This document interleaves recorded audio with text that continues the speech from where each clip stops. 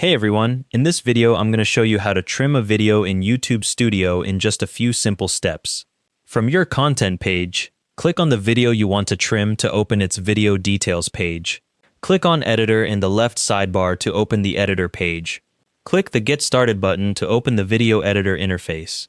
Click on Trim and Cut to open the trimming tool, which loads your video timeline at the bottom of the screen. Drag the end handle on the timeline to the left to set your new endpoint. The trimmed length updates as you adjust it. Click Save to apply your changes, which opens an Adjust Video to New Length dialog box. Check the box that says I acknowledge that these changes are permanent to confirm you understand the trim cannot be undone. Click Confirm Changes to apply the trim. A video editing is in progress message appears, followed by processing progress bars for SD and HD versions of your video.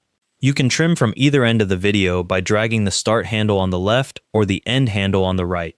The changes are permanent once confirmed, so review your trim points carefully before clicking Confirm Changes. If you need to make further edits, you can return to the Editor tab at any time and use Trim and Cut again. Processing time depends on your video length. Shorter videos typically finish within a few minutes.